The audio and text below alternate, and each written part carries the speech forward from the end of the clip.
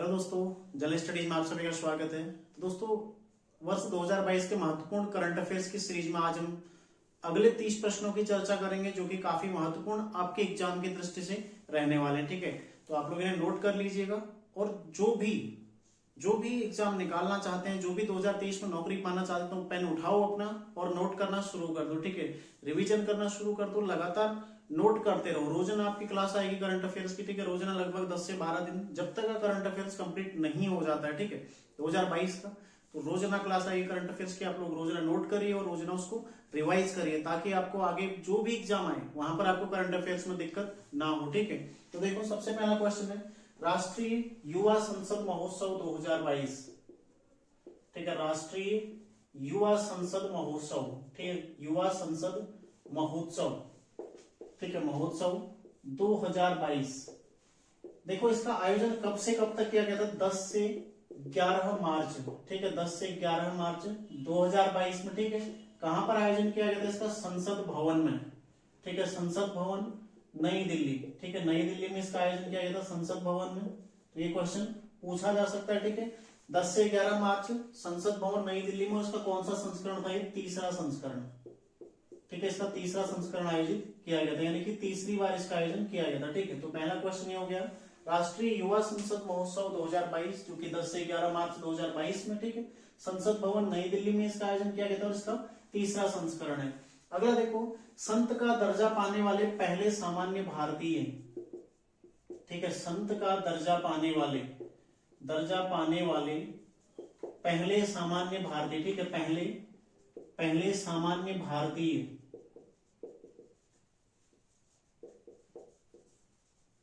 ठीक है, कौन है? देखो, देव सहाय पिल्लई। ठीक है, देव सहाय पिल्लई, जो कि कहां के हैं? तमिलनाडु के हैं। ठीक है, ध्यान रखिए कहां के हैं? तमिलनाडु के। ठीक है, तमिलनाडु। तो क्वेश्चन बनता है, यूकेपीएससी इस तरह के क्वेश्चन पहले पूछ चुका है। ठीक है, तो ये क्वेश्चन बनने की पूरी संभावना है। ठीक है, राष्ट्रमंडल देशों के 2 नए सदस्य। अगला क्वेश्चन है राष्ट्रमंडल देशों के, ठीक है, राष्ट्रमंडल जो समूह है, ठीक है, देशों के समूह, राष्ट्रमंडल जो समूह है कि 2 नए सदस्य। ठीक है, 2 नए सदस्य। कौन कौन इसमें 2 नए सदस्य जुड़े हैं? देखो, एक है गेबोन और एक है टोगो। ठीक है, गेबोन, ठीक है, गेबोन, और दूसरा है टोगो। ठीक है, टोगो। ये 2 देश इसमें जुड़े हैं, जो कि गेबोन कौन सा है? 55वां। ठीक है, 55वां, और टोगो कौन सा है? 56वां। तो 2 देश इसमें जुड़े हैं। वर्तमान में कुल कितने सदस्य हैं? वर्तमान में कुल कितने सदस्य हो गए? देखो, 56। 56वां जुड़ा तो कितने हो गए? 56 हो गए। ठीक है, राष्ट्रमंडल देशों के समूह, इसकी स्थापना कब हुई थी? 1931 में। ठीक है, 1931 में इसकी स्थापना हुई थी। तो ये भी आप लोगों ने ध्यान रखना है। अगला देखो, अगला है एक संगठन है I2U2। ठीक है, इसको ये आई, ठीक है, आप नौ मत समझना इसको, I2U2। ठीक है, I2U2 क्या है? तो I2U2, इसमें देखो, इंडिया मतलब 2 I और 2 U। ठीक है, एक है देखो इंडिया, पहले इसका नाम देख लेते। ठीक है, और दूसरा I से क्या मतलब है? इंडोनेशिया। ठीक है, इंडोनेशिया। तो 2 इसमें I से मतलब क्या होगा? देखो, I इंडिया, इंडोनेशिया, U2 में देखो, सबसे पहले है USA और दूसरा है UAE। ठीक है, UAE, ये तो हो गए देखो, USA और UAE। ठीक है,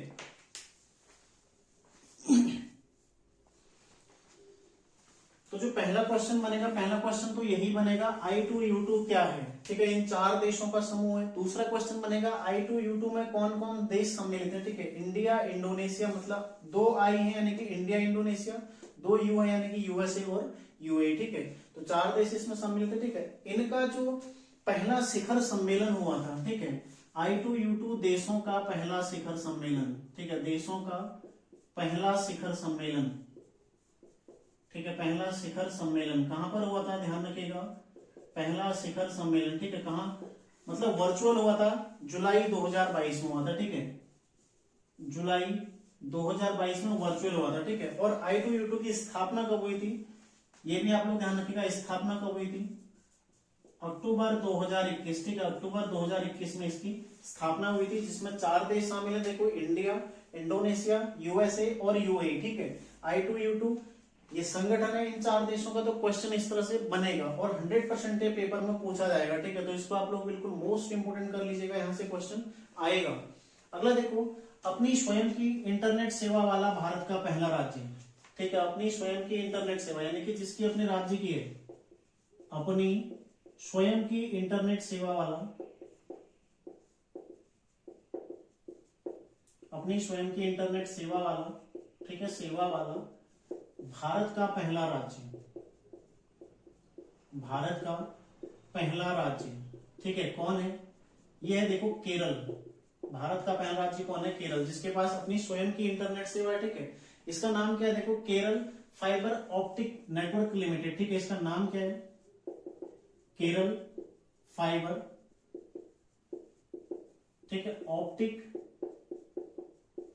Kerala fibre optic network limited, ठीक है। इसका नाम क्या है? Kerala fibre optic network limited. तो भारत का अपनी स्वयं की इंटरनेट सेवा वाला पहला राज्य कौन हो जाएगा? केरल है, ठीक है। और इसका उद्देश्य क्या है? देखो, उद्देश्य, तो किसी न किसी उद्देश्य से कोई कार्य शुरू किया जाता है, तो इसका उद्देश्य क्या है? जो प्रत्येक नागरिक है वहां के, ठीक है, प्रत्येक नागरिक तक इंटरनेट की पहुंच सुनिश्चित करना, ठीक है। प्रत्येक नागरिक तक इंटरनेट की पहुंच सुनिश्चित करना, ठीक है, की पहुंच सुनिश्चित करना। तो आप लोग, ठीक है, नोट करते रहो लगातार साथ ही साथ, ठीक है।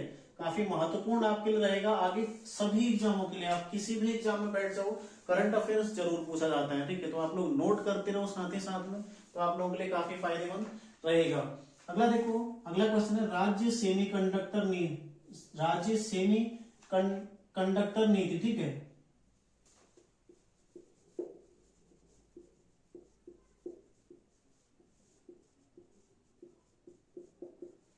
2022 से 2027, ठीक है, लागू करने वाला राज्य, ठीक है, भारत का पहला राज्य जिसने राज्य सेमीकंडक्टर नीति लागू की अपने राज्य में, ठीक है। ऐसा कौन है? मतलब नीति, पॉलिसी है, सेमीकंडक्टर पॉलिसी, ठीक है, नीति या पॉलिसी कह लीजिए, ठीक है। पॉलिसी लागू करने वाला पहला राज्य कौन है? देखो, गुजरात, ठीक है। गुजरात राज्य के द्वारा इसको शुरू किया गया, ध्यान रखिएगा, ठीक है। गुजरात राज्य द्वारा पहली सेमीकंडक्टर पॉलिसी लागू की गई, ठीक है। इसका उद्देश्य क्या है?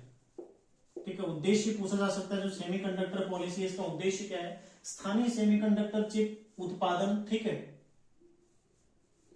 जो स्थानीय, मतलब जो सेमीकंडक्टर चिप है, सेमीकंडक्टर चिप, इसका स्थानीय स्तर पर उत्पादन बढ़ाना, ठीक है, का उत्पादन बढ़ाना, ठीक है। ये इसका उद्देश्य है, स्थानीय स्तर पर सेमीकंडक्टर चिप का उत्पादन बढ़ाना। राज्य सेमीकंडक्टर पॉलिसी 2022 से 27 जो कि गुजरात के द्वारा लागू की गई, ठीक है, उसका प्रमुख उद्देश्य है। अगला देखो, भारत का पहला हिमालयी मसाला उद्यान, ठीक है, महत्वपूर्ण प्रश्न है। भारत का पहला हिमालयी मसाला उद्यान, ठीक है, हिमालयी मसाला उद्यान, भारत का पहला हिमालयी मसाला उद्यान कहां पर स्थापित किया गया है? यह है देखो, रानीखेत में, ठीक है। रानीखेत जो कि अल्मोड़ा में पड़ता है, ठीक है। रानीखेत अल्मोड़ा में स्थापित किया गया, ठीक है, रानीखेत अल्मोड़ा। और किसके सहयोग से इसको स्थापित किया गया है? जापान इंटरनेशनल कोऑपरेशन एजेंसी के सहयोग से, ठीक है। सहयोग किसका है इसमें? जापान इंटरनेशनल, ठीक है, जापान इंटरनेशनल कोऑपरेशन, ठीक है, कोऑपरेशन एजेंसी, ठीक है, एजेंसी, इसके सहयोग से स्थापित किया गया, के वित्तीय सहयोग से, ठीक है। वित्तीय सहयोग जो दिया गया, किसके द्वारा दिया गया? इसमें इसको स्थापित करने के लिए जापान इंटरनेशनल कोऑपरेशन एजेंसी के द्वारा, ठीक है। तो भारत का पहला हिमालयी मसाला उद्यान जो कि रानीखेत में स्थापित किया गया, किसके सहयोग से? जापान इंटरनेशनल कोऑपरेशन एजेंसी के वित्तीय सहयोग से स्थापित किया गया। और इसमें मसाले की कितनी प्रजातियां हैं वर्तमान में? 30 से अधिक प्रजातियां, ठीक है, मसाले की 30 से अधिक प्रजातियां। तो इसको भी आप लोग नोट कर लो, ठीक है, मसाले की इसमें 30 से अधिक प्रजातियां वर्तमान में हैं, ठीक है। अगला देखते हैं, देखो, अगला क्वेश्चन है, भारत की पहली अंडर वाटर मेट्रो सेवा, भारत की पहली ठीक है, अंडर वाटर मेट्रो सेवा, अंडर वाटर मेट्रो सेवा, ठीक है, कहां पर शुरू की गई? शुरू की गई कोलकाता में, ठीक है, कोलकाता में, कोलकाता में शुरू की गई है भारत की पहली अंडर वाटर मेट्रो सेवा, ठीक है, किस नदी पर शुरू की गई है? हुगली नदी पर, ये भी आप लोगों ने ध्यान रखना है। अगला देखो, भारत का पहला कार्यात्मक रूप से साक्षर जिला, भारत का पहला, ठीक है, कार्यात्मक रूप से साक्षर जिला, कार्यात्मक रूप से साक्षर जिला कौन है? भारत का पहला कार्यात्मक रूप से साक्षर जिला कौन है? मंडला, जो कि मध्य प्रदेश का एक आदिवासी जिला है, ठीक है, मध्य प्रदेश का मंडला, तो ध्यान रखिएगा मंडला जिला है मध्य प्रदेश, ठीक है, जो कि एक आदिवासी बहुल जिला है, मतलब यहाँ पर अधिकांश जनसंख्या कौन सी है? आदिवासी जनसंख्या है, ठीक है, यानी कि जनजातीय क्षेत्र, अधिकांश यहाँ पर जनजाति रहती है। मध्य प्रदेश का मंडला जिला जो कि भारत का पहला कार्यात्मक रूप से साक्षर जिला है, ठीक है। अगला देखो, होमी भाभा कैंसर अस्पताल और अनुसंधान केंद्र, ठीक है, होमी भाभा कैंसर अस्पताल, ठीक है, कैंसर अस्पताल और अनुसंधान केंद्र, ठीक है, इसकी स्थापना कहां पर की गई है? अनुसंधान केंद्र, ठीक है, कहां पर स्थापित किया गया? पंजाब, ठीक है, मोहाली, पंजाब में इसका उद्घाटन किया गया, ठीक है, पंजाब में किसके द्वारा किया गया था? पीएम मोदी जी के द्वारा इसका उद्घाटन किया गया था, ठीक है। अगला क्वेश्चन देखो, भारत का पहला जैवग्राम, भारत का पहला जैवग्राम, ठीक है, कौन है जैवग्राम? भारत का पहला जैवग्राम, ठीक है, कौन है? देखो, दासपारा गांव, ठीक है, दासपारा गांव, महत्वपूर्ण प्रश्न है, लिख लीजिएगा, इसको नोट कर लीजिएगा आप लोग, ठीक है, महत्वपूर्ण है, इंपोर्टेंट, इसको कर लीजिएगा। दासपारा गांव जो कि कहां पड़ता है? त्रिपुरा में, ठीक है, त्रिपुरा में पड़ता है, यानी कि पूर्वी भारत में, ठीक है, त्रिपुरा में है दासपारा गांव। और त्रिपुरा का भी कौन सा जिला है? सिपाहीजला जिला, ठीक है, सिपाहीजला जिला हो जाएगा सिपाहीजला, ठीक है। तो क्वेश्चन ऐसे भी बन सकता है, किस जिले में है भारत का पहला जैवग्राम? दासपारा गांव त्रिपुरा के किस जिले में स्थित है? सिपाहीजला जिले में, त्रिपुरा में है, ठीक है, भारत का पहला जैवग्राम। तो जैवग्राम क्या है? देखो, इसको पहला जैवग्राम क्यों घोषित किया है? क्योंकि यहाँ पर पर्यावरण के अनुकूल, ठीक है, प्रौद्योगिकी का उपयोग, पर्यावरण के अनुकूल प्रौद्योगिकी का उपयोग यहाँ पर किया जाता है, ठीक है, पर्यावरण के अनुकूल, ठीक है, पर्यावरण के अनुकूल प्रौद्योगिकी का उपयोग, ठीक है, प्रौद्योगिकी का उपयोग, ठीक है, उपयोग किया जाता है यहाँ पर, इसलिए इसको भारत का पहला जैवग्राम घोषित किया गया, ठीक है, महत्वपूर्ण पॉइंट है, ध्यान रखना है आपने। अगला क्वेश्चन देखो, अगला है भारत का पहला वानिकी विश्वविद्यालय, भारत का पहला वानिकी विश्वविद्यालय, ठीक है, वानिकी विश्वविद्यालय कहां पर स्थापित किया गया है? यह है हैदराबाद में, ठीक है, हैदराबाद जो कि किसकी राजधानी है? तेलंगाना की, ठीक है, तेलंगाना की राजधानी है हैदराबाद। वहां पर बनाया जाएगा जो कि विश्व का तीसरा होगा, ठीक है, विश्व का तीसरा होगा और भारत का पहला है। पहले दो कहां है? देखो, एक रूस में है, ठीक है, पहला रूस में, फिर चीन में, और तीसरा कहां पर बन रहा है? भारत के तेलंगाना में, ठीक है। तो भारत का पहला वानिकी विश्वविद्यालय हैदराबाद तेलंगाना में बन रहा है, जो कि विश्व का तीसरा है, ठीक है, भारत का पहला। अगला देखो, कजाकिस्तान की नई राजधानी, ठीक है, कजाकिस्तान की नई राजधानी, मतलब वही राजधानी वही है, उसका नाम परिवर्तन किया गया, ठीक है। इसकी नई राजधानी कौन सी? देखो, अस्ताना, ठीक है, पहले भी अस्ताना थी, लेकिन बाद में इसका नाम क्या कर दिया था? नूर सुल्तान, इससे पहले इसका नाम था, ठीक है, नूर सुल्तान इसका पूर्व में नाम था, ये भी आप लोग ध्यान रखिएगा, ठीक है, पूर्व नाम नूर सुल्तान था, वर्तमान में इसको क्या कर दिया है? अस्ताना इसका नाम कर दिया। और दूसरा देखो, कजाकिस्तान क्या है? विश्व का सबसे बड़ा स्थल अवरुद्ध देश, ठीक है, सबसे बड़ा स्थल अवरुद्ध देश, ठीक है, ध्यान रखिएगा, कौन है? कजाकिस्तान, ठीक है। तो एक ज्योग्राफी का क्वेश्चन भी आपका ऐसे तैयार हो गया। स्थल अवरुद्ध देश क्या होता है? जिसके चारों ओर, मतलब जिसके चारों ओर क्या है?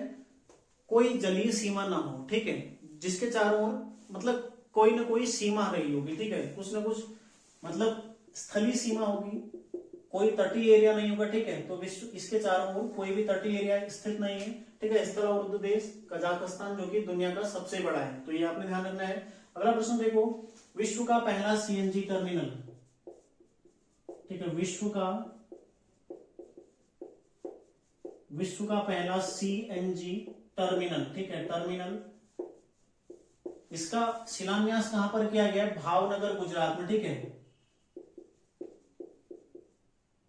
भावनगर गुजरात में शिलान्यास किया गया, मोदी जी के द्वारा इसका शिलान्यास किया गया भावनगर गुजरात में, ठीक है, जो कि विश्व का पहला सीएनजी टर्मिनल है। अगला देखो, भारत का दूसरा राष्ट्रीय आदर्श वेद विद्यालय,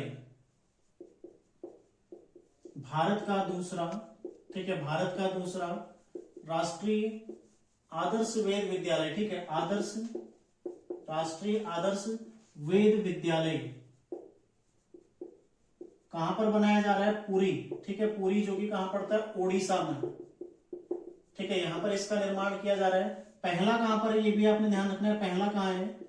एमपी के उज्जैन में, ठीक है, उज्जैन में है पहला। और दूसरा कहां पर बन रहा है? आदर्श वेद विद्यालय पुरी ओडिशा में इसका निर्माण किया जा रहा है, ठीक है। इसमें निःशुल्क शिक्षा प्रदान की जाती है, ये भी आपने ध्यान रखना, ठीक है, इसमें निःशुल्क शिक्षा दी जाती है, ठीक है, निःशुल्क शिक्षा इसमें प्रदान की जाती है। अगला क्वेश्चन देखो, भारत का पहला बहुकला सांस्कृतिक केंद्र, ठीक है, भारत का पहला बहुकला, ठीक है, बहुकला सांस्कृतिक केंद्र, ठीक है, कहां पर बनाया जा रहा है? मुंबई में, ठीक है, केंद्र कहां पर बन रहा है? मुंबई में बन रहा है। इसका नाम क्या है? इसका नाम है देखो, नीता मुकेश अंबानी कल्चरल सेंटर, ठीक है, नीता मुकेश अंबानी कल्चरल सेंटर, ठीक है, यहां पर बनाया जा रहा है, मुंबई में बनाया जा रहा है, जिसका नाम क्या है? Nita Mukesh Ambani cultural centre. किसके द्वारा इसको बनाया जा रहा है? ये है देखो, ईशा अंबानी के द्वारा, ठीक है, ईशा अंबानी, इसके द्वारा इसको बनाया जा रहा है। तो ध्यान रखिएगा, ईशा अंबानी के द्वारा इसको बनाया जा रहा है, कहां पर? मुंबई में, ठीक है, इनके द्वारा बनाया जा रहा है, मुंबई में बनाया जा रहा है, जिसका नाम क्या है? Nita Mukesh Ambani cultural centre. और ये अपनी तरह का पहला, ठीक है, अपनी तरह का पहला बहुकला सांस्कृतिक केंद्र है भारत का, ठीक है, ये भी आपने ध्यान रखना है। अगला क्वेश्चन देखो, ऑक्सफोर्ड का वर्ड ऑफ द ईयर 2022, जो ऑक्सफोर्ड यूनिवर्सिटी का ऑक्सफोर्ड डिक्शनरी, ठीक है, ऑक्सफोर्ड डिक्शनरी का वर्ड ऑफ द ईयर 2022, ठीक है, वर्ड ऑफ द ईयर 2022, ठीक है, कौन सा? ये महत्वपूर्ण सवाल है, ठीक है, पूछा जाएगा पक्का, पहले पूछा गया इस तरह का क्वेश्चन। इसका देखो, गोल्डविन मोड, ठीक है, ये है देखो ऑक्सफोर्ड का वर्ड ऑफ द ईयर 2022। तो गोल्डविन मोड का मतलब क्या होता है? इसका अर्थ क्या होता है? देखो, अर्थ मतलब जो सामाजिक मानदंड है, सामाजिक मापदंड, ठीक है, उनको अस्वीकार करना, सामाजिक मानदंडों को, जैसी कुछ परंपराएं, कुछ रूढ़ियां चली आ रही हैं, ठीक है, इनको अस्वीकार करना, सामाजिक मानदंडों को अस्वीकार करना, ठीक है, इसका अर्थ है सामाजिक मानदंडों को अस्वीकार करना, ठीक है, ध्यान रखिएगा, सामाजिक मानदंडों को अस्वीकार करना क्या है इसका अर्थ है। तो क्वेश्चन पूछा जा सकता है, ऑक्सफोर्ड का वर्ड ऑफ द ईयर 2022 कौन सा है? ये देखो, गोल्डविन मोड, ठीक है, वर्ड होगा, ये वर्ड नहीं होगा, वर्ड होगा, ठीक है, वर्ड, ऑक्सफोर्ड का वर्ड ऑफ द ईयर 2022, ठीक है, यानी कि शब्द, ऑक्सफोर्ड का 2022 का शब्द कौन सा है? गोल्डविन मोड, जिसका अर्थ क्या होता है? सामाजिक मानदंडों को अस्वीकार करना, ठीक है। अगला क्वेश्चन देखते हैं हम। अगला क्वेश्चन देखो, 6 दिसंबर 2022, ठीक है, भीमराव अंबेडकर की इस दिन क्या होती है? पुण्यतिथि होती है, यानी कि महापरिनिर्वाण दिवस मनाया जाता है, ठीक है। तो कौन सा मनाया जाता है? 67वां, ठीक है, भीमराव अंबेडकर का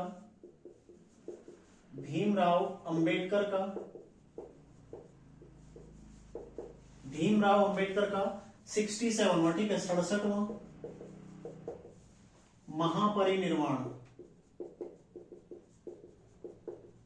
दिवस, ठीक है। ये क्वेश्चन पूछा जाता है, कभी कभी इस तरह के क्वेश्चन भी आते हैं, ठीक है। तो कौन सा दिवस, कौन सा महापरिनिर्वाण दिवस मनाया गया था? 67वां मनाया गया था 6 दिसंबर 2022 को, ठीक है। तो इनकी मृत्यु कब हुई थी? 6 दिसंबर 1956, ठीक है, इनकी मृत्यु हुई थी। 1990 में इन्हें भारत रत्न से सम्मानित किया गया था, ठीक है, ये भी आप लोग ध्यान रखिएगा। और इनका जन्म कब हुआ था? जन्म हुआ था देखो 14 अप्रैल 1891, कहा? महू, ठीक है। महू कहाँ पड़ता है? मध्य प्रदेश में, ठीक है। तो जन्म कहाँ हुआ था? 14 अप्रैल 1891 महू, मध्य प्रदेश में इनका जन्म हुआ था, ठीक है। और 14 अप्रैल 2022 में 131वां, ठीक है, 131वां इनकी जयंती मनाई गई थी, ठीक है। 131वीं जयंती इसकी इनकी मनाई गई थी, ठीक है। ध्यान रखिएगा, भीमराव अंबेडकर साहब की 131वीं जयंती, ठीक है, 131वीं जयंती मनाई गई थी। तो ये भी आपने ध्यान रखना है, क्वेश्चन पूछा जा सकता है। वर्ष 2022 में भीमराव अंबेडकर की कौन सी जयंती मनाई गई थी? 131वीं। कौन सा महापरिनिर्वाण दिवस मनाया गया था? ठीक है, 6 दिसंबर को, 67वां। मृत्यु कब हुई थी? 6 दिसंबर 1956, ठीक है। जन्म कब हुआ था? 14 अप्रैल 1891, कहा? महू, मध्य प्रदेश में। और 1990, ठीक है, भारत रत्न इन्हें दिया गया था। और साथ ही एक चीज और ध्यान रखना, एनिहिलेशन ऑफ कास्ट, ठीक है, इनकी एक पुस्तक है, महत्वपूर्ण पुस्तक है, एनिहिलेशन ऑफ कास्ट, ठीक है। ये इनकी एक महत्वपूर्ण पुस्तक है, इसको आप लोग ध्यान रखिएगा। तो पूछी जाएगी, ये पुस्तक पूछी जा सकती है, ठीक है, आगे एग्जाम में। अगला क्वेश्चन देखो, सिल्क मार्क एक्सपो 2022, ठीक है, सिल्क मार्क, ठीक है, सिल्क मार्क यानी कि जो एक प्रतीक के रूप में, चिन्ह के रूप में, ठीक है, एक्सपो प्रदर्शनी, एक्सपो 2022, ठीक है, इसका आयोजन कहां पर किया गया था? नई दिल्ली में, ठीक है, नई दिल्ली में इसका आयोजन हुआ था। और कब हुआ था इसका आयोजन? 22 अगस्त 2022, ठीक है, 22 अगस्त 2022 को इसका आयोजन कहां पर हुआ था? नई दिल्ली में हुआ था। और जो ये सिल्क मार्क है, ठीक है, इसका जो प्रचलन हुआ था, कब शुरू हुआ था? सिल्क मार्क लगाने का प्रचलन 2004 से शुरू हुआ था, ठीक है। अगला क्वेश्चन देखो, विश्व में चीनी का सबसे बड़ा उत्पादक, विश्व में, ठीक है, चीनी का सबसे बड़ा उत्पादक, ठीक है, उत्पादक साथ ही उपभोक्ता, यानी कि जो जितना सबसे ज्यादा उत्पादन कौन कर रहा है, उपभोग कौन कर रहा है, ठीक है, उपभोक्ता। और निर्यातक, यानी कि सबसे ज्यादा बाहर बेच कौन रहा है, ठीक है, निर्यातक कौन बना है? अभी हाल ही में भारत बन गया, ठीक है। तो भारत विश्व का सबसे बड़ा चीनी उत्पादक देश, चीनी उपभोक्ता देश, ठीक है, सबसे ज्यादा चीनी का उपभोग करने वाला सबसे बड़ा निर्यातक देश बन गया। कौन बना है? भारत बना है, ठीक है। हाल ही में एक क्वेश्चन ऐसे आ सकता है, चीनी का सबसे बड़ा उत्पादक देश कौन बना है? भारत। तो अक्टूबर 2021 से सितंबर 31 सितंबर 2022, ठीक है, तक भारत में कितने मीट्रिक टन चीनी का उत्पादन हुआ है? 394 लाख, ठीक है, 394 लाख मीट्रिक टन, ये पूछा जा सकता है आंकड़ा, ठीक है, मीट्रिक टन चीनी का उत्पादन हुआ है, ठीक है, ध्यान रखिएगा, चीनी का उत्पादन, ठीक है। कब से कब तक? देखो, अक्टूबर 2021 से सितंबर 2022 तक 394 लाख मीट्रिक टन चीनी का भारत में उत्पादन हुआ है। और एक और महत्वपूर्ण चीज, 2021-22 में देखो चीनी का निर्यात कितना हुआ है? 2021-22 में चीनी का निर्यात कितना हुआ है? 110 मीट्रिक टन, ठीक है, 110 मीट्रिक टन, इतना चीनी का भारत ने निर्यात किया है वर्ष 2021-22 के दौरान, ठीक है। अगला है देखो, उत्तर भारत का पहला अंतरिक्ष विज्ञान केंद्र, उत्तर भारत का पहला अंतरिक्ष विज्ञान केंद्र, अंतरिक्ष, ठीक है, अंतरिक्ष विज्ञान केंद्र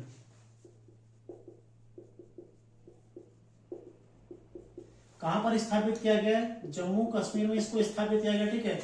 जम्मू कश्मीर के देखो केंद्रीय विश्वविद्यालय में, जम्मू कश्मीर के केंद्रीय विश्वविद्यालय, ठीक है, केंद्रीय विश्वविद्यालय में इसको स्थापित किया गया है, ठीक है, केंद्रीय विश्वविद्यालय में स्थापित किया गया। इसका नाम क्या है? सतीश धवन अंतरिक्ष विज्ञान केंद्र, ठीक है, इसका नाम क्या है? देखो, नाम सतीश धवन, ठीक है, सतीश धवन अंतरिक्ष विज्ञान केंद्र, ये इसका नाम है, अंतरिक्ष विज्ञान केंद्र, ठीक है, सतीश धवन अंतरिक्ष विज्ञान केंद्र इसका नाम रखा गया है। तो उत्तर भारत का पहला अंतरिक्ष विज्ञान केंद्र कौन सा है? जम्मू कश्मीर में केंद्रीय विश्वविद्यालय में इसको स्थापित किया गया, कौन सा है? सतीश धवन अंतरिक्ष विज्ञान केंद्र, ठीक है। अगला देखो, भारत तथा एशिया का सबसे बड़ा लिक्विड मिरर टेलीस्कोप, ठीक है। भारत प्लस एशिया की, भारत प्लस एशिया की, ठीक है, सबसे बड़ी लिक्विड मिरर टेलीस्कोप, ठीक है, तरल लिक्विड मिरर टेलीस्कोप, ठीक है, तरल दर्पण लिक्विड मिरर टेलीस्कोप, ठीक है, तरल दर्पण दूरबीन कहां पर स्थापित की गई है? देखो ये की गई है देवस्थल, ठीक है, देवस्थल में स्थापित की गई, यानी कि उत्तराखंड में, नैनीताल में, ठीक है, जहां पर कहां पड़ता है? नैनीताल में। तो यहां पर स्थापित की गई है देवस्थल में। तो भारत की सबसे बड़ी, ठीक है, भारत की सबसे बड़ी, एशिया की सबसे बड़ी लिक्विड मिरर टेलीस्कोप कहां पर है? नैनीताल के देवस्थल में, ठीक है। अगला देखो, विश्व का सबसे बड़ा फ्लोटिंग सोलर पावर प्लांट, विश्व का सबसे बड़ा फ्लोटिंग मतलब तैरता हुआ, ठीक है, फ्लोटिंग, विश्व का सबसे बड़ा फ्लोटिंग सोलर पावर प्लांट, ठीक है, फ्लोटिंग सोलर पावर प्लांट कहां पर स्थापित किया गया? खंडवा, मध्य प्रदेश में, ठीक है। देखो ओंकारेश्वर बांध पड़ता है यहां पर, एक ओंकारेश्वर बांध किस नदी पर है? नर्मदा नदी पर, ठीक है। ओंकारेश्वर बांध में इसको निर्मित किया गया, जो कि नर्मदा नदी पर है। तो क्वेश्चन आएगा कि भारत का सबसे बड़ा या विश्व का सबसे बड़ा फ्लोटिंग सोलर पावर प्लांट किस नदी पर बनाया गया है? नर्मदा नदी पर। किस बांध पर है? ओंकारेश्वर बांध पर, ठीक है। किस स्थान पर है? खंडवा में। और किस राज्य में है? मध्य प्रदेश में, ठीक है। यहाँ पर ये निर्मित किया गया, यहाँ पर इसका निर्माण किया जा रहा है, ठीक है। अगला क्वेश्चन देखो, चर्चा में रहा आईएनएस विक्रांत, चर्चा में रहा आईएनएस विक्रांत, ठीक है। क्या है चर्चा में रहा आईएनएस विक्रांत? देखो ये है भारत में निर्मित पहला विमान वाहक युद्धपोत, ठीक है। आईएनएस विक्रांत क्या है? भारत में निर्मित, यानी कि भारत का स्वदेशी है, ठीक है। भारत में निर्मित पहला विमान वाहक, ठीक है, पहला विमान वाहक युद्धपोत, ठीक है। भारत में निर्मित युद्धपोत, पहला विमान वाहक मतलब जिसमें विमानों को उतारा जा सकता है, ठीक है, लैंड किया जा सकता है, उनकी उड़ान भरी जा सकती है। इस तरह का भारत में निर्मित पहला युद्धपोत कौन सा है? आईएनएस विक्रांत, ठीक है। देखो इसका निर्माण कहां पर हुआ था? Kochi shipyard limited, Kochi shipyard limited, ठीक है। कोच्चि शिपयार्ड लिमिटेड में इसका निर्माण हुआ था। और राष्ट्र को समर्पित कब हुआ? ठीक है, यहां पर लिख लीजिएगा आप लोग, 2 सितंबर 2022, ठीक है। राष्ट्र को समर्पित, ठीक है। कब हुआ था? 2 सितंबर 2022 को। तो चर्चा में रहा आईएनएस विक्रांत, जो कि भारत का पहला विमान वाहक युद्धपोत है, ठीक है। कोच्चि शिपयार्ड लिमिटेड में इसका निर्माण हुआ था और 2 सितंबर 2022 को इसको राष्ट्र को समर्पित किया गया, ठीक है। अगला क्वेश्चन देखते हैं हम। एक बच्चे का मैसेज आया था कि सर पढ़ने में मन नहीं लग रहा है, ठीक है। क्यों मन नहीं लग रहा आपका पढ़ने में? क्या कारण है पढ़ने में मन नहीं लग रहा है? आपके पास कोई सपना नहीं है? पहला कारण तो यही होगा कि आपके पास कोई सपना नहीं है, ठीक है, कोई एम नहीं है आपका। यदि आप बिना एम के हैं तो आपका पढ़ने में मन नहीं लगेगा। दूसरा कारण क्या हो सकता है कि आपको नौकरी नहीं करनी, ठीक है, आप कुछ नहीं करना चाहते हो जीवन में, ऐसे ही रहना चाहते हो, ठीक है। तो सही मतलब वही, बिना एम के हो तो आपको बिल्कुल पढ़ने में मन नहीं लगेगा, सही बात है, ठीक है, जाहिर सी बात है। और तीसरा जो कारण हो सकता है सबसे बड़ा, कि आप पढ़ना ही नहीं चाहते हो, ठीक है, आप पढ़ना ही नहीं चाहते हो। अभी भी वही चीज चल रहा है मन में कि पेपर लीक हो गया। अरे पेपर लीक बहुत पुरानी घटना हो चुकी है, आगे बढ़ो। अगला अभी 10 दिन बाद आपका पटवारी का एग्जाम है, कब पढ़ना है आपने? तब अगर अभी नहीं पढ़ोगे तो कब पढ़ोगे? ठीक है, पढ़ने का समय है, पढ़ो। वो आयोग की जिम्मेदारी है, आयोग अपने हिसाब से पेपर कराएगा और अच्छे से कराएगा, विश्वास रखो उस पर, ठीक है। क्योंकि उसके बाद उस पर बहुत ज्यादा प्रेशर भी है, पेपर आपका अच्छे से ही होगा, बिल्कुल उस पर आप लोग टेंशन मत लो, अपनी पढ़ाई जारी रखो। जो 100% दे रहा है वो सिलेक्शन ले जाएगा। आपने भले ही कितना ही पढ़ा हो, कितने ही आप विद्वान रहे हो, आपके भले ही 100 में से 90 नंबर आते हो पहले, लेकिन अगर अभी नहीं पढ़ोगे तो जो 100% कर रहा है वो ले जाएगा, ठीक है। तो 10-20%, 50% करने से कुछ नहीं होता है, पढ़ाई करो, अपना एक लक्ष्य बनाओ, ठीक है। आपके पास जब एम है, यदि आप सोच रहे हैं आपको आगे जाना है, आगे आपको नौकरी करनी है, या फिर मतलब कुछ अच्छा आप अपने जीवन के लिए सोच रहे हो, तो आपको पढ़ना तो पड़ेगा, ठीक है। तो मन नहीं लग रहा है तो इसके लिए ना मेरे पास कोई दवाई है, ना किसी अन्य के पास कोई दवाई, ठीक है। इसके लिए आप स्वयं ही अब पढ़ाई कर सकते हैं, पढ़ाई आपको करनी है। आपके पास यदि आपके पास आगे लक्ष्य है, यदि आपको आगे नौकरी करनी है, ठीक है, सरकारी सेवा में जाना है, आपके पास कोई सपना है, तो आपको जरूर वो उठाने पढ़ने के लिए, ठीक है, उठाने के लिए मजबूर करेगा। यदि नहीं है तो फिर बैठे रहो, ठीक है, तो वही बेहतर है। खाली समय नष्ट करने से कोई फायदा नहीं मिलता है। अगला क्वेश्चन देखते हैं। अगला देखो 27वां जलवायु परिवर्तन सम्मेलन, ठीक है, जलवायु परिवर्तन सम्मेलन यानी कि COP27, ठीक है, कहां पर हुआ था? देखो ये हुआ था मिस्र में, ठीक है। इसका जो शहर है कहां पर हुआ था? शर्म अल शेख, शर्म अल शेख, ठीक है, मिस्र में पड़ता है। यहां पर इसका आयोजन हुआ था मिस्र में, ठीक है। आयोजन कहां हुआ? देखो आयोजन शर्म अल शेख मिस्र में हुआ था। कब से कब तक हुआ था? ठीक है। दूसरा पॉइंट देखो 6 से 18 नवंबर 2022, ठीक है। COP27 था 6 से 18 नवंबर 2022, ठीक है। कहां पर हुआ था? मिस्र में। अगला जो पॉइंट है इसका मुख्य केंद्र बिंदु क्या रहा था इसमें? देखो मुख्य जो बिंदु थे इसके क्या रहे थे इसमें? सबसे पहला बिंदु है देखो कार्बन उत्सर्जन कम करना, कार्बन उत्सर्जन कम करना, ठीक है, ये पहला बिंदु था इसका। दूसरा बिंदु क्या था इसका? दूसरा बिंदु था देखो जलवायु परिवर्तन से निपटना, जिसके लिए कि हो ही रहा है, ठीक है, जलवायु परिवर्तन से निपटना, जलवायु परिवर्तन से निपटना, ठीक है। और तीसरा और सबसे महत्वपूर्ण बिंदु जो था इसका, जो विकासशील देश हैं उनको जलवायु गतिविधियों के लिए आर्थिक मदद करना, ठीक है। विकासशील देशों को जलवायु परिवर्तन के लिए, ठीक है, जलवायु परिवर्तन के लिए आर्थिक मदद करना, ठीक है। ये इसके मुख्य उद्देश्य थे, मुख्य बिंदु थे इस बार के, ठीक है। आर्थिक मदद करना, ये इसके 3 मुख्य बिंदु थे। कहां पर हुआ था? देखो मिस्र में। COP27 6 से 18 नवंबर 2022। कॉन्फ्रेंस ऑफ पार्टीज जलवायु परिवर्तन के जो 27वां सम्मेलन है मिस्र में हुआ था, ठीक है। COP फर्स्ट कहां पर हुआ था? जर्मनी में हुआ था। कब? 1995, ठीक है। इसका देखो COP26 कहां पर हुआ था? 26वां कहां पर हुआ था? ग्लासगो, ठीक है, 2021 में हुआ था ग्लासगो में, ठीक है।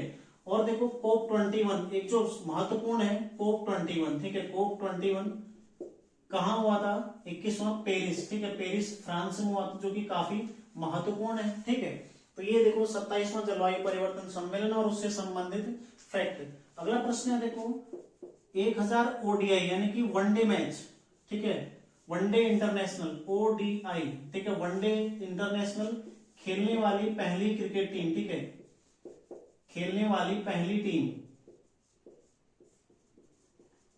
इंटरनेशनल, ठीक है, ODI मतलब वनडे इंटरनेशनल खेलने वाली पहली टीम कौन है? भारत, ठीक है। अहमदाबाद में खेला था 1000वां मैच, अहमदाबाद में, ठीक है, अहमदाबाद में खेला 1000वां मैच। और किसके अगेंस्ट खेला था? वेस्ट इंडीज के अगेंस्ट, ठीक है, वेस्ट इंडीज के अगेंस्ट,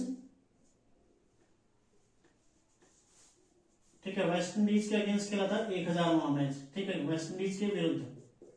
तो ये आपने ध्यान रखना। देखो 1000 ODI मैच खेलने वाली पहली टीम कौन है? भारत है, ठीक है। अगला देखो दिल्ली के नए उपराज्यपाल, लगातार क्वेश्चन बनता है, दिल्ली के नए उपराज्यपाल, ठीक है, कौन बने? देखो विनय कुमार सक्सेना, ठीक है, विनय कुमार सक्सेना दिल्ली के नए उपराज्यपाल बने, तो इसको भी आप लोग नोट कर लीजिएगा। अगला देखो 22वें विधि आयोग के अध्यक्ष, ठीक है, 22वें विधि आयोग के अध्यक्ष, ठीक है, विधि आयोग के अध्यक्ष कौन बने? ऋतुराज अवस्थी, ठीक है, ऋतुराज अवस्थी बने 22वें विधि आयोग के अध्यक्ष, ठीक है। पहले विधि आयोग के अध्यक्ष कौन थे? MC सीतलवाड़, ठीक है। कई सारे लोग सोचते होंगे भीमराव अंबेडकर साहब थे, वो नहीं है, ठीक है। पहले विधि आयोग के अध्यक्ष कौन थे? MC सीतलवाड़ थे। 22वें विधि आयोग के अध्यक्ष कौन है? ऋतुराज अवस्थी बनाए गए, ठीक है। इससे पहले 21वें कौन थे? बलवीर सिंह चौहान थे, ठीक है, BS चौहान।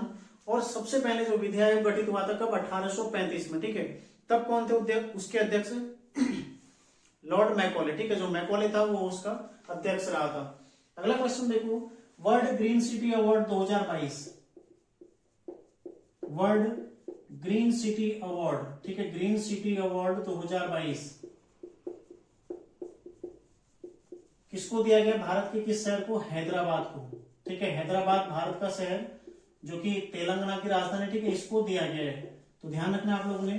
अगला देखो राष्ट्रीय खेल पुरस्कार 2022, ठीक है, राष्ट्रीय खेल पुरस्कार, राष्ट्रीय खेल पुरस्कार 2022, ठीक है, 30 नवंबर को प्रदान किए गए थे। इसमें सबसे पहला जो है मेजर ध्यानचंद खेल रत्न, ठीक है, मेजर ध्यानचंद खेल रत्न किसको दिया गया है? शरद कमल को, ठीक है, शरद कमल को दिया गया, शरद कमल, ठीक है, अंचता इनको दिया गया। क्या है? टेबल टेनिस खेलते हैं, ठीक है, टेबल टेनिस, शरद कमल अंचता जो कि टेबल टेनिस खेलते हैं। और मेजर ध्यानचंद खेल रत्न अवार्ड, इसका पहले नाम क्या था? राजीव गांधी खेल रत्न पुरस्कार था, और शुरू कब से हुआ था? 1991 से, ठीक है। 2021 में इसका नाम क्या कर दिया गया? मेजर ध्यानचंद खेल रत्न अवार्ड, ठीक है। दूसरा देखो राष्ट्रीय खेल पुरस्कारों में दूसरा कौन सा है? अर्जुन अवार्ड, ठीक है, अर्जुन अवार्ड कुल 17 को दिया गया, ठीक है, 17 को दिया गया है, 17 को। तो 17 में देखो 2-3 प्रमुख है, मैं आपको लिखाता हूं। एक देखो लक्ष्य सेन, ठीक है, लक्ष्य सेन जो कि उत्तराखंड के हैं और बैडमिंटन खेलते हैं, ठीक है, बैडमिंटन खेलते हैं। दूसरे देखो, दूसरे सुशीला देवी, ठीक है, नया नाम है और काफी महत्वपूर्ण है, ठीक है, सुशीला देवी किससे संबंधित है? वो जूडो से, ठीक है। और तीसरा जो नाम है इसमें श्रीजा अकूजा, ठीक है, श्रीजा अकुला, श्रीजा अकुला, ठीक है, ये भी टेबल टेनिस से संबंधित, ठीक है, टीटी से संबंधित है। तो बाकी 14 अन्य भी हैं, वो मतलब महत्वपूर्ण तो सभी हैं, लेकिन जो ज्यादा पूछे जा सकते हैं, ठीक है, क्योंकि 17 नाम है तो इतने सारे तो पूछे नहीं जाएंगे। तो देखो अर्जुन अवार्ड 17 लोगों को दिया गया, ठीक है, 17 खिलाड़ियों को। इसमें से देखो कब से शुरू हुआ था? ये 1961 से शुरू हुआ था, ठीक है, ये 1991 से शुरू हुआ था। इसके बाद देखो द्रोणाचार्य अवार्ड, द्रोणाचार्य 2 तरीके से दिया था, ठीक है, एक तो नियमित श्रेणी, नियमित श्रेणी, ठीक है, और दूसरा देखो लाइफ टाइम श्रेणी, लाइफ टाइम श्रेणी, ठीक है। नियमित श्रेणी में कितनों को दिया गया? 4 को, और लाइफ टाइम श्रेणी में 3 को, मतलब कुल 7 को दिया गया। द्रोणाचार्य पुरस्कार कब से शुरू हुआ था? 1985 से, ठीक है, ये 1985 से शुरू हुआ था। अर्जुन अवार्ड 1961 से, और मेजर ध्यानचंद अवार्ड कब से शुरू हुआ है? 1991 से, ठीक है। किसको दिया गया 2022 के लिए? शरद कमल अंचता को, जो कि टेबल टेनिस से संबंधित, ठीक है। और जो कॉमनवेल्थ गेम्स हुए थे उसमें सर्वाधिक पदक जीतने वाले भारतीय कौन थे? शरद कमल अंचता, ठीक है, ध्यान रखिएगा, टेबल टेनिस से संबंधित है। तो ये है आज के महत्वपूर्ण करंट अफेयर्स 30 प्रश्न, ठीक है। तो आप लोग यहाँ नोट कर लीजिए, याद करते रहेगा, देखो रिवीजन करते रहिए। 3 क्लास है, मतलब 90 क्वेश्चन और लगभग 200-250 क्वेश्चन आपके इसमें कवर हो चुके हैं, क्योंकि सारे फैक्ट मैंने आपको लिखाए हैं, ठीक है, वन लाइनर बेस में नहीं है बिल्कुल भी। तो कई सारे फैक्ट आपके इसमें कवर हो चुके हैं। तो आप लोग रिवीजन करते रहिएगा। मिलते नेक्स्ट क्लास में, तैयारी करते रहिए। धन्यवाद।